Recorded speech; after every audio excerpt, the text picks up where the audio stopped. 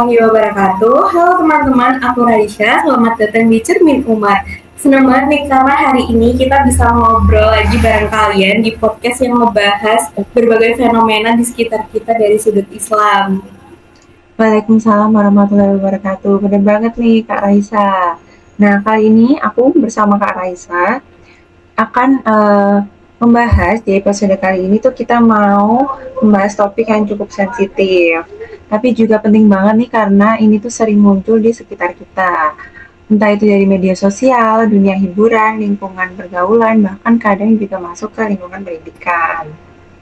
Ya nih, jadi topik kita hari ini itu adalah tentang feminisme dan disorientasi seksual. Nah, dua hal ini tuh sering banget dibicarain, didebatin, dan gak jarang juga bikin orang tuh bingung harus ngelihatnya tuh dari sisi yang mana.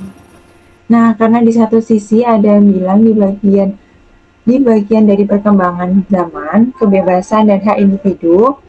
Tapi di sisi lain tuh topiknya ada juga yang bilang bahwa ada nilai-nilai yang mulai bergeser dan perlu kita waspadai.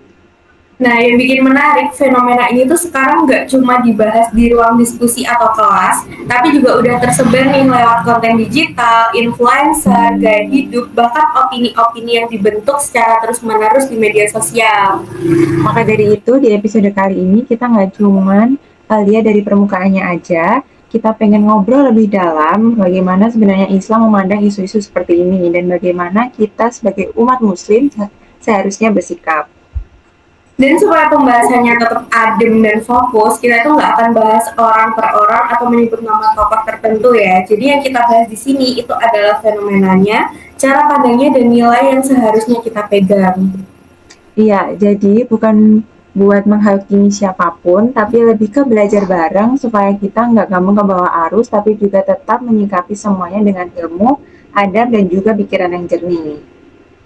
Nah, buat ngebahas ini semua, aku sama Kak Naila itu juga bareng tiga narasumber yang insya Allah bakal kasih pandangan dari sisi yang lebih luas. Yang pertama ada Kak Divya, yang kedua ada Kak Agnes, dan yang ketiga ada Kak Savelia. Betul banget nih, jadi tetap dengerin sampai akhir ya, karena obrolan hari ini sayang banget kalau dilewati. Nah, kalau kita lihat sekarang nih, media sosial itu kan penuh banget sama konten-konten yang tampil beda, unik, bahkan kadang itu sengaja dibuat kontroversial supaya rame atau viral. Nah, menurut kalian ini tuh cuma sekedar tanda perkembangan zaman atau sebenarnya ada pergeseran nilai di masyarakat? Oke, aku izin ya teman-teman. Jadi kalau Boleh. bilang ini ada perkembangan zaman atau pergeseran norma itu 50-50. Karena kalau medsos, kita kan sekarang generasi medsos banget. Apa-apa kita pakai medsos, scroll. Mau makan medsos, scroll. Mau tidur, scroll. Gabut, scroll. Apa-apa scroll. Nah, kalau dibilang pengen viral, pastinya iya. Apalagi karena dengan keviralan itu terkadang tidak jarang kita bisa dapat pundi-pundi rupiah, Iya. pundi-pundi uang. Dan cara cari uang sekarang juga, kalau kamu viral, itu jadi yang endorse kamu. Betul? Betul banget.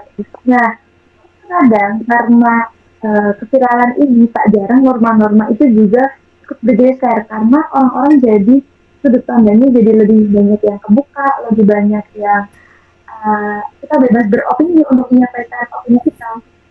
Jadi kalau dibilang ini cuma sekedar tren atau bisa menggeser norma itu seimbang karena tergantung juga bagaimana kita menyikapi. Kalau menurut aku kayak gitu sih.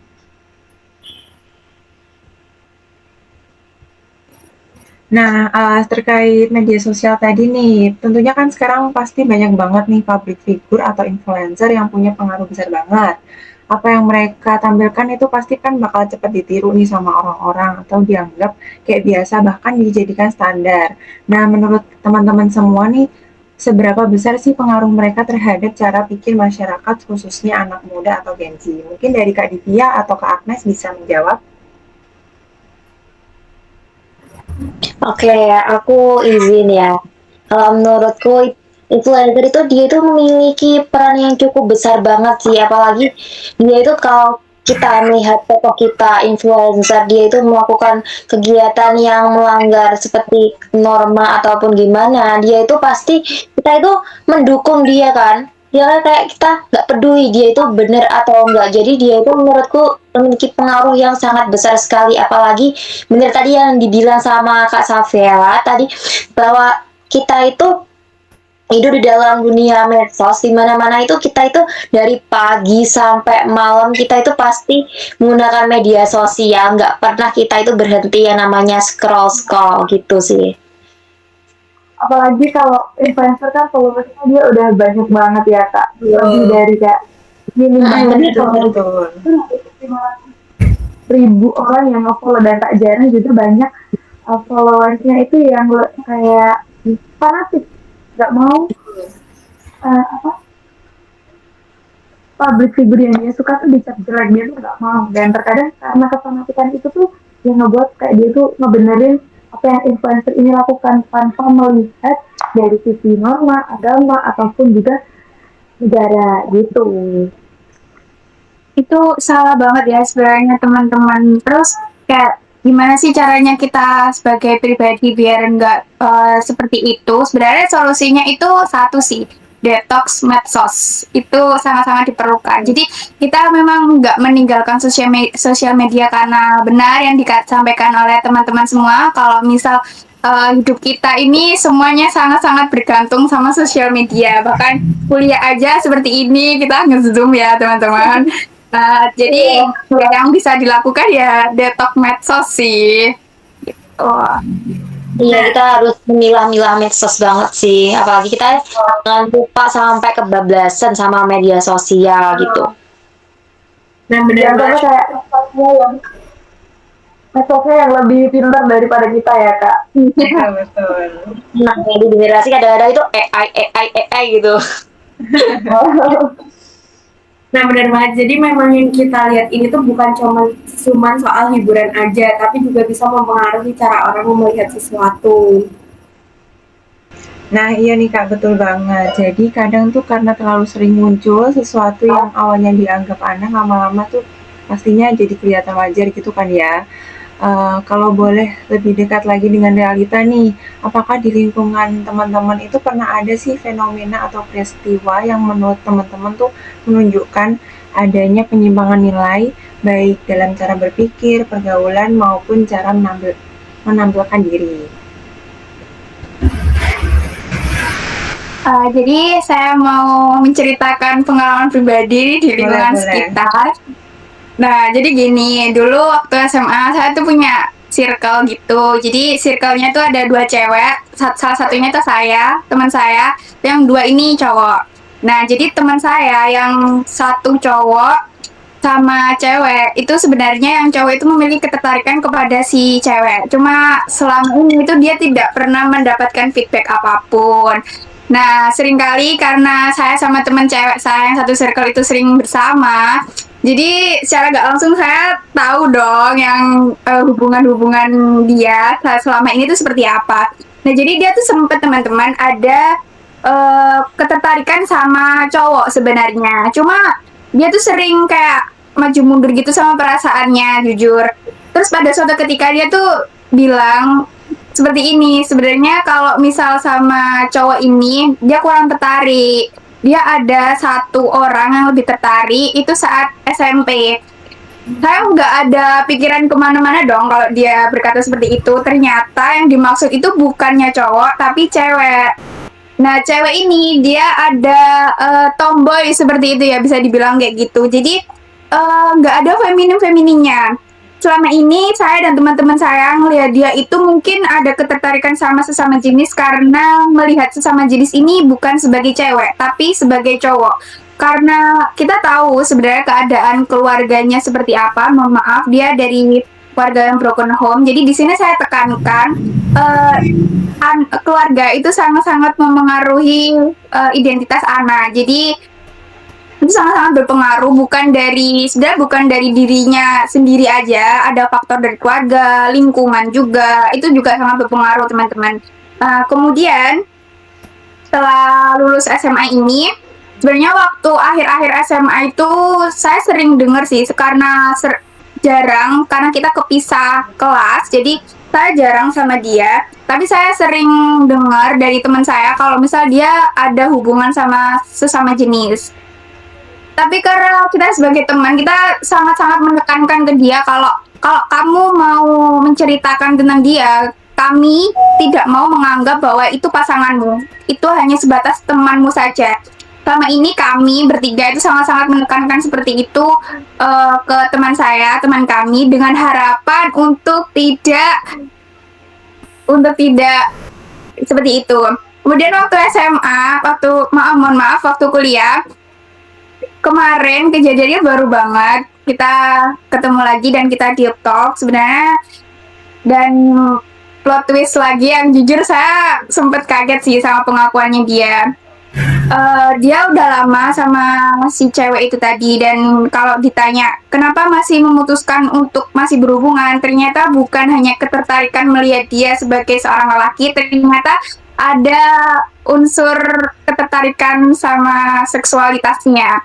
Kalau pertanyaannya apakah hanya sebatas itu, ternyata tidak, udah sejauh itu yang mereka lakukan. Jadi mereka itu udah di titik sampai ke melakukan hubungan itu sama sesama jenis. Jadi paham kan teman-teman yang saya maksud melakukan hubungan itu apa?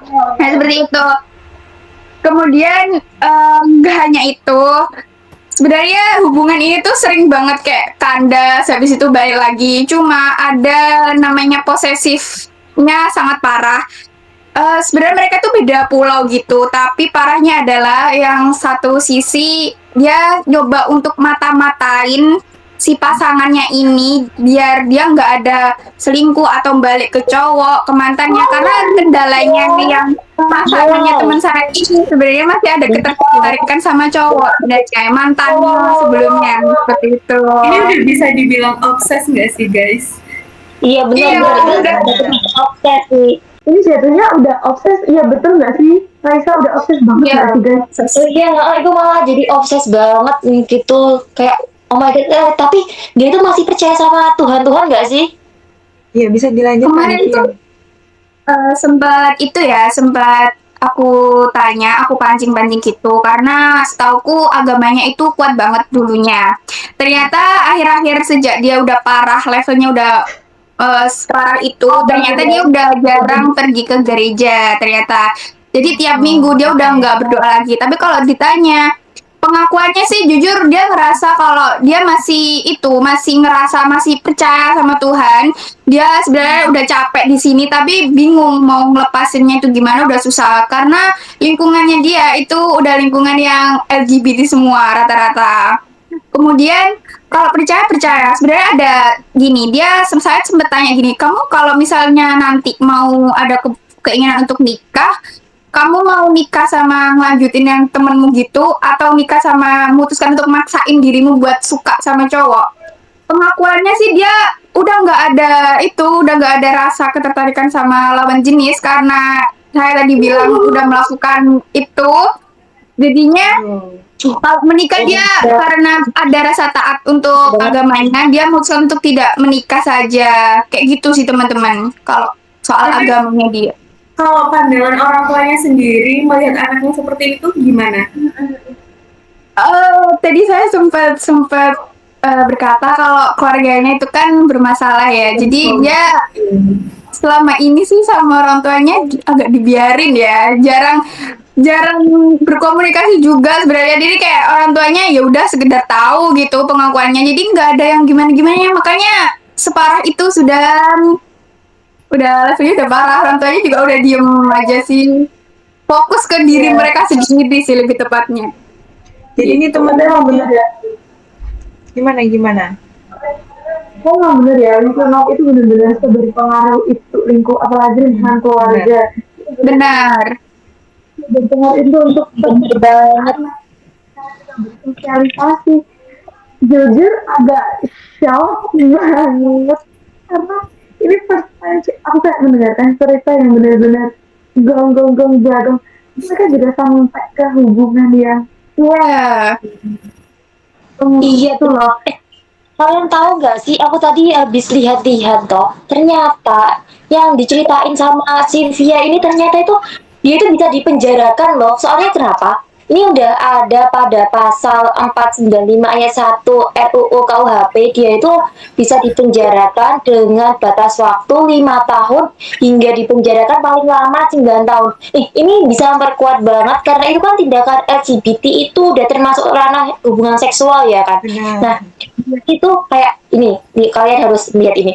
Banyak pendapat mengenai pelaku LGBT harus dikenakan pidana karena mengapa? Karena satu, perbuatan tersebut sangat berbahaya bagi individu sama masyarakat. Apalagi kalau kayak temannya Divya itu kalau buat sama teman-temannya kayak, kamu pasti kayak merasa gak sih kayak takut gitu loh. Terusan apa nih temen kayak gitu.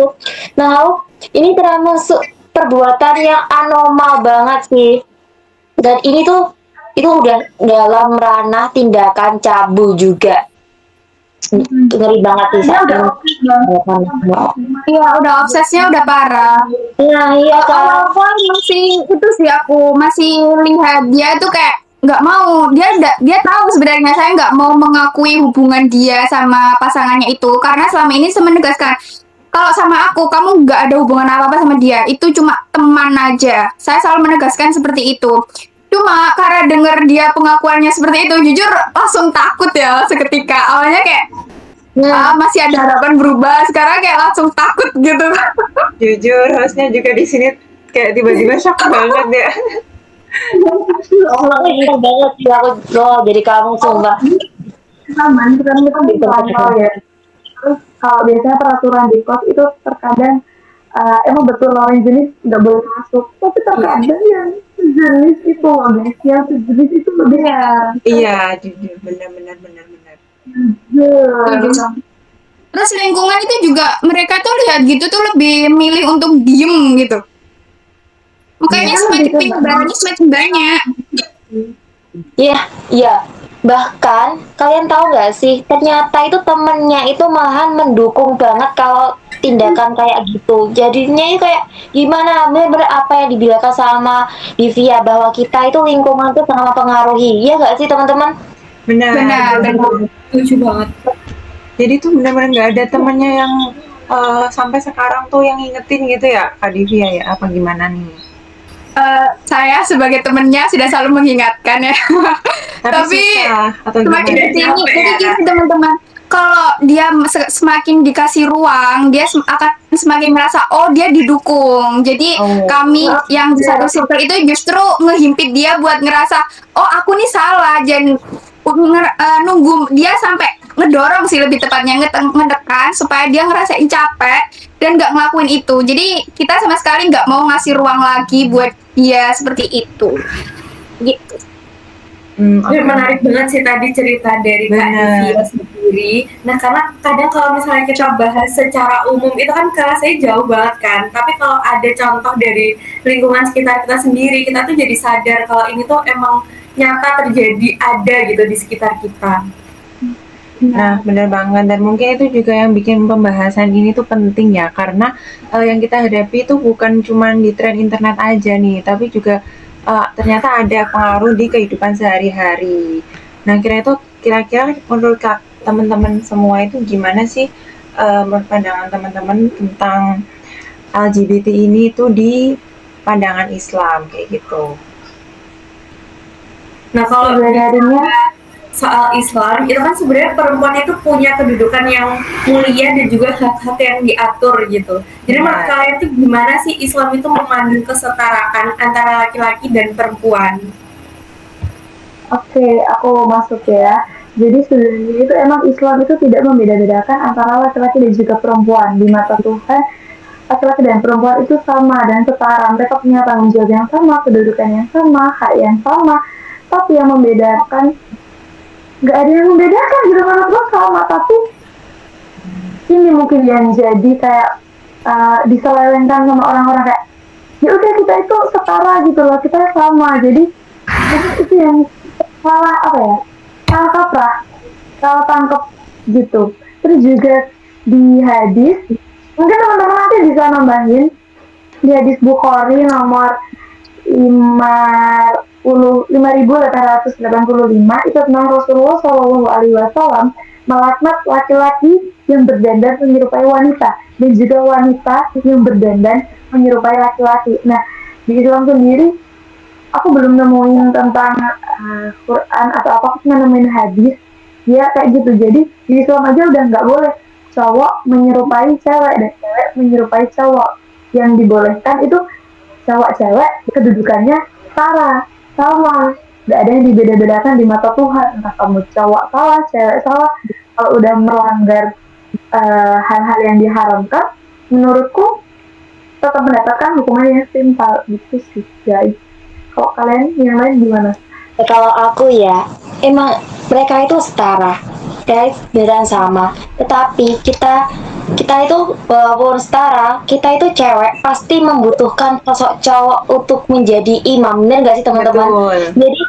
Jadi nggak boleh kita itu kayak suka sama jenis itu, nggak boleh banget. Soalnya itu di dalam Islam sendiri kita itu diatur bahwa perempuan nanti pasangannya itu sama cowok, nggak ada perempuan sama perempuan, cowok dengan cowok itu nggak ada. Jadi gitu sih. Kalau menurutku kita itu udah diatur sebaik mungkin sama Tuhan gitu, apalagi sama hadis-hadisnya begitu sih. Terus ini juga Tuhan kan sudah menciptakan Adam dengan Hawa, bukan Adam dengan lisensi. Iya, Adam Bukan Hawa dengan dari tulang Nah, membahas tentang LGBT, lalu dalam perspektif Islam sendiri, gimana sih pandangannya soal LGBT sendiri? Ternyata teman-teman, dalam Islam, sebenarnya Islam itu kan punya aturan ya, kita tidak boleh menyukai sama jenis, kita juga tidak boleh menikah juga sama jenis, berhubungan sama jenis, itu kan kita nggak boleh kan. Nah, ternyata kan kita tidak bisa mengontrol ketertarikan kita itu dengan siapa, dan itu murni kan dalam diri kita. Tapi aturan itu tetap aturan, dan itu tergantung pilihan kita mau gimana. Lalu gimana solusinya? Solusinya untuk yang memiliki penyimpangan-penyimpangan seperti itu sebenarnya tidak boleh menikah teman-teman, karena Islam tetap punya aturannya sendiri. Dan ternyata balik lagi, Tuhan itu maha adil. Kalau misalnya kita udah berusaha menahan diri kita untuk tidak terjun ke dalam kesesatan, dan kita untuk memutuskan yaudah kita akan melajang selamanya dan sampai kita meninggal, menahan perasaan itu hanya kita aja yang tahu, itu ternyata endingnya akan dihukumi sebagai syahid, mati syahid, seperti itu kalau di dalam Islam. Masya Allah banget gak sih Tuhan? Ya Allah, Masya Allah, Masya Allah. Masya Allah. Oke, jadi Tuhan itu maha baik, toleransinya sangat-sangat banyak. betul banget. Benar. Tapi aturan tetap aturan ya teman-teman.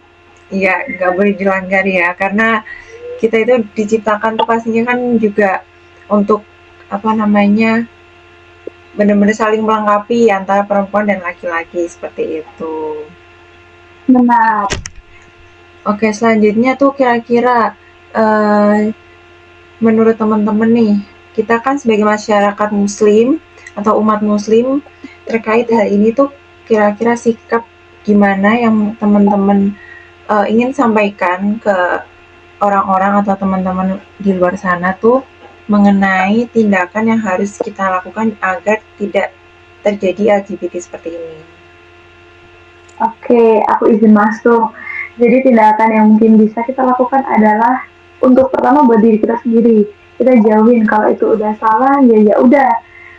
Kita nggak usah mendekat, dan kalau selama kita ada teman yang seperti itu, sebisa mungkin kita coba untuk edukasi lah, ajak dia buat TikTok, emang kayak gimana tanpa kita harus menghakimi dia.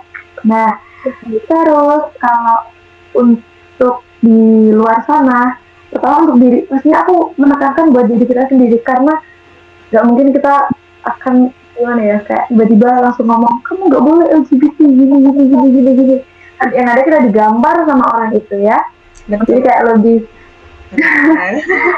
kebanyakan aja. Terus juga mungkin kalau ada konten-konten yang tentang seperti itu, kita bisa skip, kita bisa report, kita bisa laporkan, kayak gitu aja sih. Jadi kayak ya udah, kita tetap berpegang teguh pada diri kita dan sebisa mungkin kita edukasi buat orang-orang yang lain kayak ini loh Tuhan tuh udah nyiptain Adam dan Hawa bukan Hawa dan Hawa atau Adam dan Sidik gitu. Iya, bener banget. Saya setuju sih sama kakak Safel. Karena jadi gini teman-teman, jangan memberikan ruang sama orang yang melakukan penyimpangan. Jangan, please tolong jangan Itu dikasih ruang catat, apapun catat. itu. Biar penyimpangan ini populasinya nggak semakin membanyak dan orang-orang itu tidak semakin ngerasa kalau oh kita loh didukung. Enggak, kita nggak mendukung dan kita harus tegasin jangan kasih ruang sedikit pun sama penyimpangan ini. Gitu, Kak Des. Iya benar banget, padahal kita itu udah diatur sama Islam, nggak itu aja kita kan ada kan kita pada Pancasila bahwa sila pertama itu ketuhanan yang Maha Esa, itu udah diatur banget dan dalam Islam ataupun dalam agama-agama lain dia itu tidak membenarkan kita untuk melakukan LGBT gitu. Jadi kalau kita punya teman, jadi kita itu tidak boleh kayak kayak apa jenis mendukung teman tersebut. Aku juga setuju apa yang dikatakan sama Kak Divya sama Kak Safel banget bahwa kita itu udah diciptakan sebaik mungkin dan kita itu udah ada yang mengatur dalam kegiatan tersebut. Apalagi norma di Indonesia itu sangat-sangat cukup kental Iya, gitu bener. ya norma Iya ada hukumnya juga, aku tadi lihat ternyata Iya. itu ada hukumannya dari 5 tahun sampai 9 tahun penjara, bayangkan itu udah diatur Apalagi sedemikian. buat ceritanya Kak Divya tadi tuh jadinya lebih ke obses karena dia penguntit. Nah, oke teman-teman, dari pembahasan kita nih, dan mungkin sebagai penutup juga ya, ada satu pertanyaan reflektif yang bisa kita renungkan bareng-bareng di tengah dunia yang terus bicara soal kebebasan ini. Apa yang sebenarnya harus kita jaga antara kebebasannya atau nilainya? Mungkin dari teman-teman ada yang mau menjawab.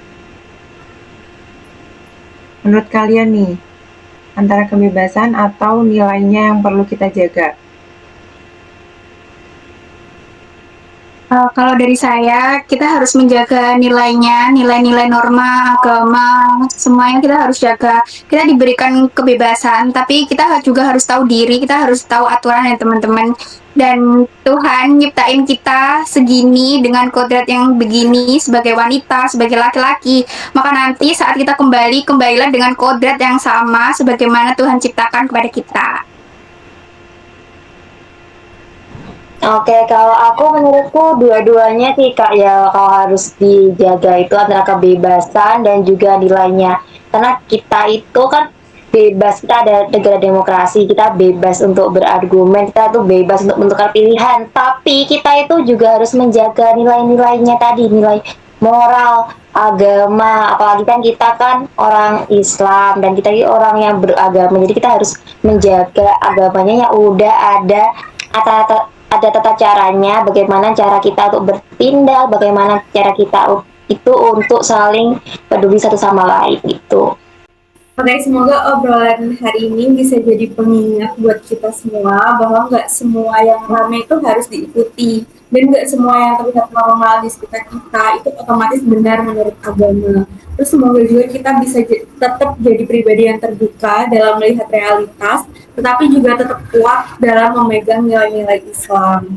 Nah, dari pembahasan tadi, kita tuh bisa memahami bahwa Islam itu sangat menghargai martabat laki-laki dan juga perempuan secara adil sesuai peran dan batasannya. Islam itu juga mengajarkan agar kita tuh tetap berpegang pada nilai agama dalam menyikapi feminisme dan disorientasi seksual tadi tanpa kehilangan adab dan empati.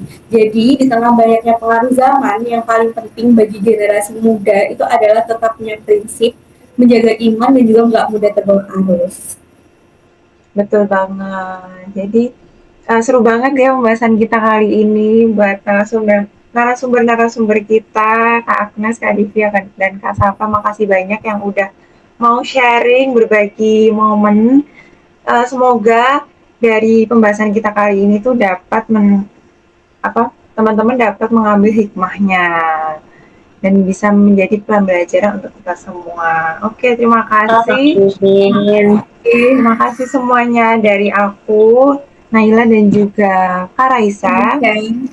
Izin Kita pamit undur diri. Terima kasih sudah mendengarkan Cermin Umat. Wassalamualaikum warahmatullahi wabarakatuh. Bye-bye. Waalaikumsalam warahmatullahi wabarakatuh. Terima kasih banyak kakak. Terima kasih. Saya sangat banget.